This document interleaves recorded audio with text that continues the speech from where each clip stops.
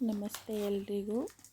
ನಾನು ಮೊನ್ನೆ ಸಂಡೇ ಕೆಲವು ಸಿಲ್ವರ್ ಐಟಮ್ನ ಪರ್ಚೇಸ್ ಮಾಡಿದ್ದೆ, ಅದನ್ನ ನಿಮಗೆ ಶೇರ್ ಮಾಡ್ತಾ ಇದ್ದೀನಿ ಅಷ್ಟೇ.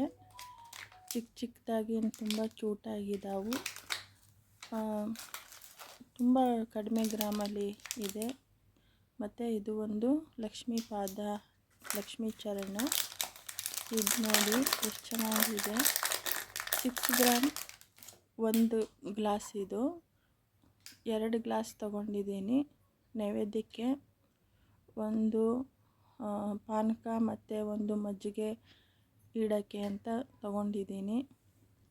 6 ಗ್ರಾಮ್ ಇದೆ ಒಂದು. ಮತ್ತು ಇದು ನೋಡಿ 5 ಗ್ರಾಮ್ 5.5 ಗ್ರಾಮ್ ಇದೆ. ಇದು ಚಿಕ್ಕದು.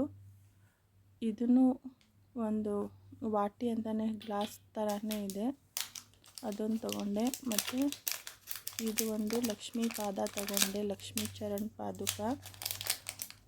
ಇದು ತಗೋಬೇಕು ಅಂತ ತುಂಬ ದಿವಸದಿಂದ ನೋಡ್ತಾ ಇದ್ದೆ, ಮೊನ್ನೆ ತಗೊಂಡೆ. ಈ ಪಾದದಲ್ಲಿ ಲಕ್ಷ್ಮೀ ದೇವಿದು ಎಲ್ಲ ಚಿಹ್ನೆಗಳಿದೆ. ಪೂಜೆಗೆ ತುಂಬ ಚೆನ್ನಾಗಿ ಅನಿಸುತ್ತೆ. ಹೇಗಿದೆ ತಿಳಿಸಿ.